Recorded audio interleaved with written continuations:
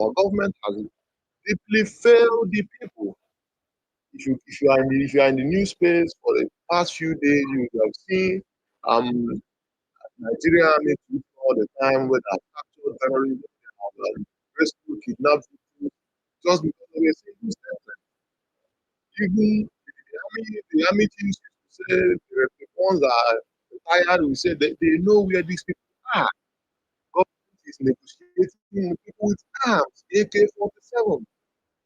These people should be in prison. Some of them should be on death row, not negotiating with them. You can't keep paying terrorists with public funds. And what we are here are now here, they are calling on us to defend their government. They are mess. I can't be in defense of any mess that this very group of people, all of us in. Everywhere is in a mess, unless we don't want to tell ourselves the truth. We are in a deep mess if we don't fight these Fulani Marooners now. Let's call them by their name. Thank you so much, MC Black Biafra, for sharing that point. I can hear the frustration in your voice, and I think many Nigerians can relate to that feeling of disappointment in governors. Thank you so much. So we'll move to the next speaker so we can get as many people to speak as possible. So thank you. Yeah. So Thank you. the next person on the line is Emmanuel. Emmanuel, you may unmute your mic. Okay. Okay. Yeah, so I'll just ask the question again. When you first heard Trump's statement, did it make you feel angry, worried, or maybe just indifferent? I was okay with the statement. I wasn't worried. The only people that will feel worried about the statement are those complicit in these actions.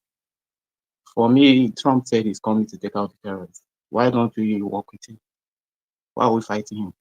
What are we covering? Why don't we sit down, lobby with him, get people that will be on our side to share our cause, let him understand what's happening, and we'll fight the bad guys. Why are we fighting him? Why are we suddenly talking about our sovereignty? Are we forgetting during election all of us were traveling to Chatham House? Or is it the times where we'll be boring and doing all sorts of shit outside? Why do we suddenly care about sovereignty? And let's tell ourselves the truth. We're a mess. Someone is trying to help us. Why don't we take the help? Why always fight someone trying to help us? I see people celebrating China. There's something people don't understand. Every colonial power is after their interest. Let us put our hands together and fight the threat that we're facing now. Thank you. Okay. Thank you for sharing that, Emmanuel. That's an interesting perspective, and I appreciate your honesty. So the next person is okay. I can see Nasiru Isa raising his hand. Nasiru Isa, you may unmute your mic. Can I just add something quickly, please? Oh no, sorry, Nasiru. Please let's have Yeah, so I just want to add on what the last speaker just said. It's not so that we don't just go back and forth, but it's just something for you to think about.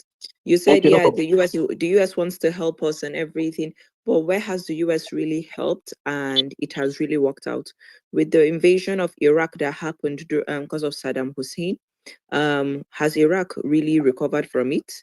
Where we've seen with the Middle East, what we've seen in Syria, what we've seen in Libya, all these countries, where have we really seen what has happened? Look at Somalia, what happened in Somalia, and Somalia is still disorganized as a result of it. So why do you think Nigeria is very different? That if the US comes in today, they are going to figure out who is Boko Haram, who is a Muslim, who is a Christian, and they are going to resolve your issue and then leave your country right after.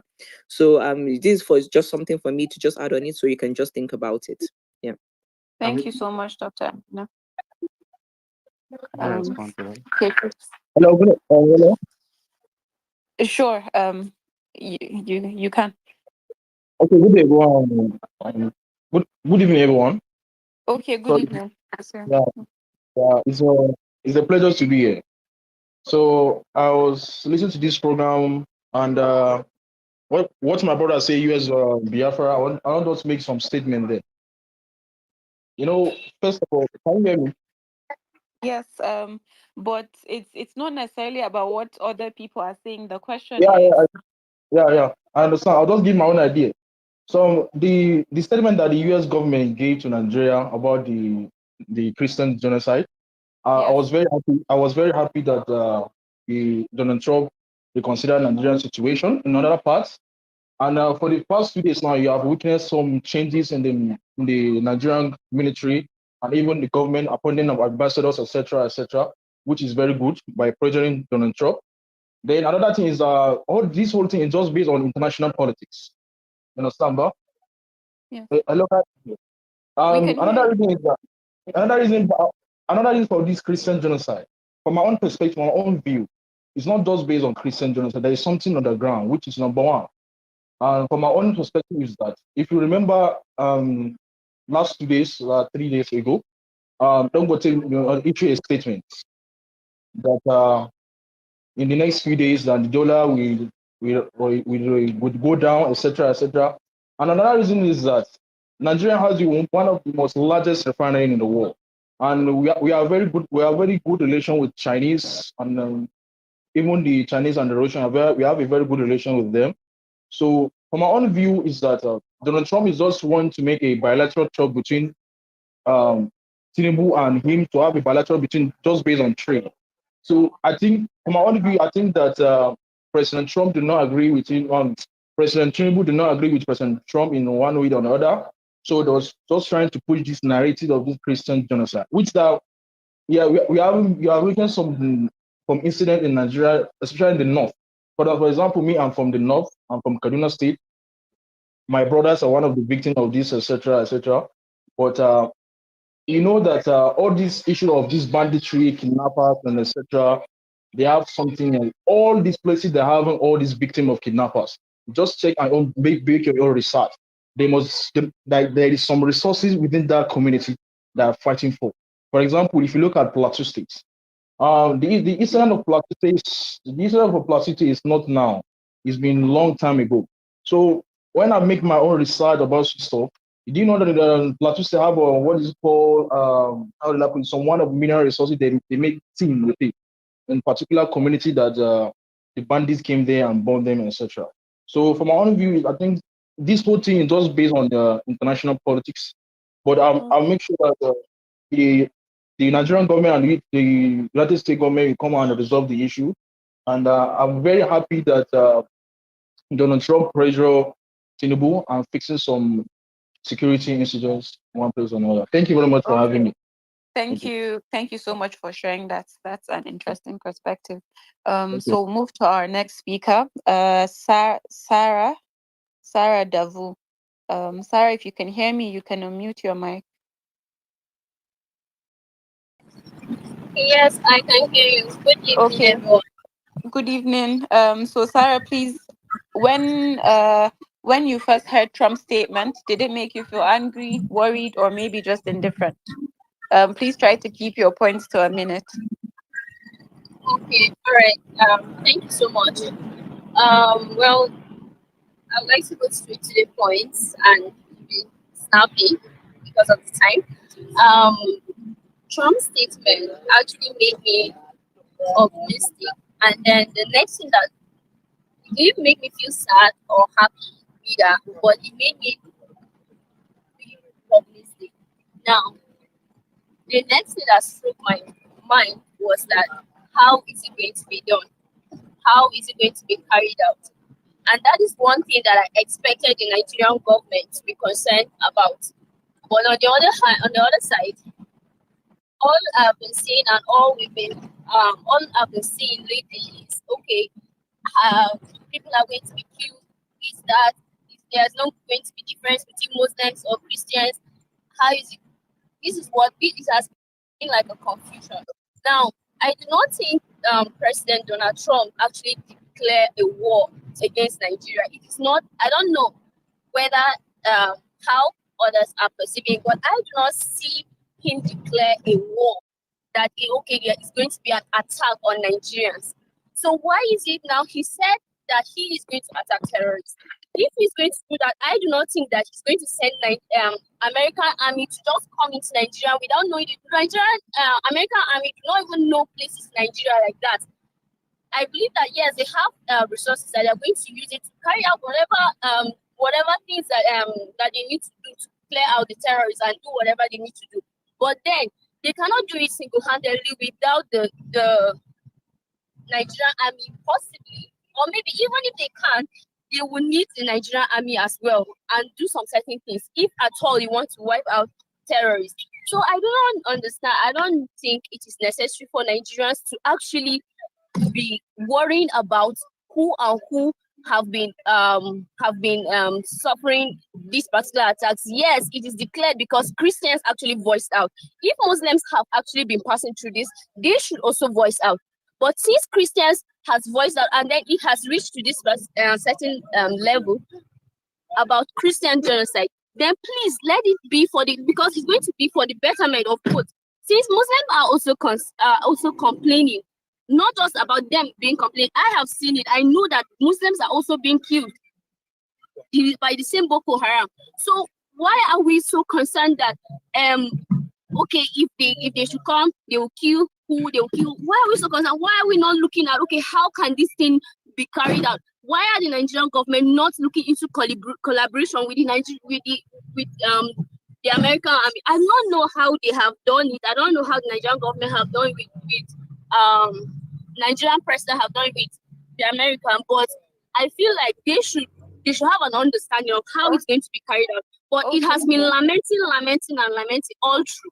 And I do not know unless if there's other hidden things, but I do not. That's my opinion on this. Yeah. Okay. So thank you, Sarah. That's a very good point. You're right. Trump didn't directly say he's attacking Nigeria. What he said was that if Nigeria doesn't act on what he called attacks on Christians, the U.S. might halt aid and consider military steps. So yes, it wasn't an outright threat of invasion, but the wording still raised concern because of what it could imply. And that's what we're having. That's why we're having this discussion today to unpack not just the literal statements, but the power of words and how easily they can influence perception and policy. Thank you so much. So we'll take one more person and we will try to round up for tonight. So the next person on the line is ED Boss MD. So ED Boss, if you can hear me, please unmute your mic. Good evening, everyone. I hope I'm audible. Yeah, so good evening, Edie. The question today is, when you first heard Trump's statement, did it make you feel angry, worried, or maybe just indifferent?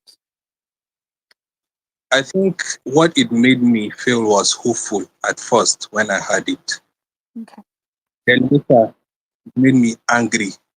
Angry in the sense that since we all agreed that both Muslims and Christians are being killed alike, why do we have to reduce the statement to just being our Christians? That's the exact word Trump used, our Christians. I think that's an unfair characterization of the occurrence that's happening in Nigeria. Since both Muslims and Christians are being killed alike, why would you reduce it to by saying our Christians? I think the world now moves on data. We have statistics. As bad as our statistic is, I think we can fetch something out of the occurrence and make statistics of who are being killed. Is it Christians only? Is it Muslims or both? I think Donald Trump really did injustice to us by making that statement. And to add to that, he never used the word genocide, because I think that's the word that we don't carelessly throw around. It has its own technical definition. So before we use the word genocide carelessly, we have to know what it really means. Donald Trump never used that. And I think Gimbak kind of pointed out this statement in one of his articles he wrote. And then the reason why I say I was hopeful at first was this thing has been happening in northern Nigeria. And then I think there has not been enough amplification of the issue in the media as when it happens in other parts of the country. So the silence from northern Nigeria contributed to Donald Trump's statement. And then sometimes, even if the thing happens in northern Nigeria, you come out to the media and make advocacy about it. Some of the PR bots, in quotes, of northern Nigeria, in their bid to cover up for their incompetent politicians, try to silence the people that want to speak up. So I think that is what made me hopeful, because, okay, since now America is coming out to make this pronouncement in Nigeria, and this will make the government stand and be on its toes in fighting terrorism, not just about Christians alone, but about the general populace. Thank you. Okay, thank you so much, ED boss. Thank you. That's a very interesting perspective. So we'll take one last speaker. The next person on the line is Akintayo. So let me just approve Akintayo. Okay, Akintayo, can you hear me?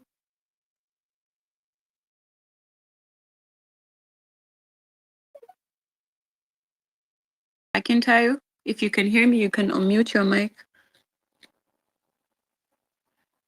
Okay, let's move to the next person on the line. So there's Ata Olaolu. So Ata, if you can hear me, you can now speak.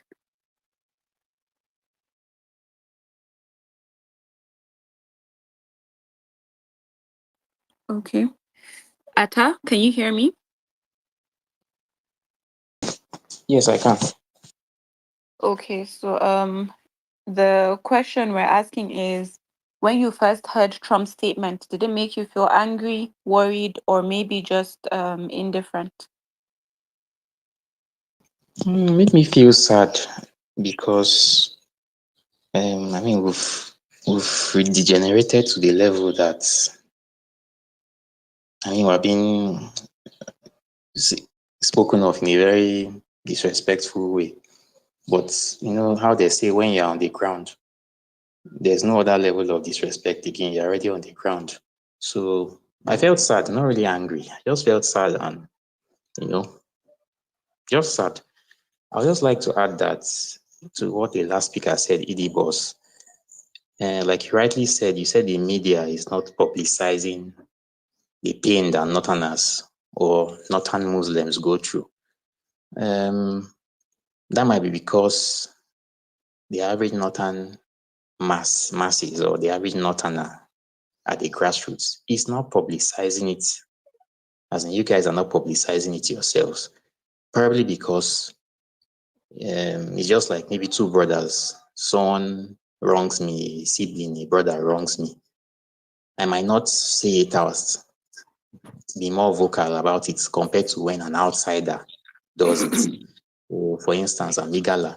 If Igala, I don't know, Igalas begin to attack Kano or attack Castina, the anger will be more. So, but when it's probably from your own group, you wouldn't be that vocal. So, I'd just like to appeal that maybe you guys should drop whatever ethnic or religious sentiment and speak up more, since you are complaining that why did he single out Christians? You know, it's who cries that will be listened to. So maybe you begin to cry more so that people will listen more, whether it is your brother or a stranger that is doing the evil to you. Thank you. Sorry, Ata, I didn't hear that last point you made. Okay, I was saying that the northern masses, whether they are Christians or Muslims, should begin to cry more, particularly northern Muslims, since you feel, and it's kind of strange that he singled out Christians. Then speak up more when these things are happening, whether they are your people that are doing it or they are strangers, so that people will also hear. Although I know that as human beings, naturally, you wouldn't speak up as loud when it's your own brother that is doing you wrong, but just speak up more so that people will hear. I understand where that concern is coming from, but I wouldn't completely agree that the media hasn't shown what the average northerner goes through. Um, I think a lot of journalists, especially those reporting from the region, have been highlighting these stories for years, sometimes even putting themselves at risk to do so. Maybe what might be missing is how these stories are received or discussed by the public.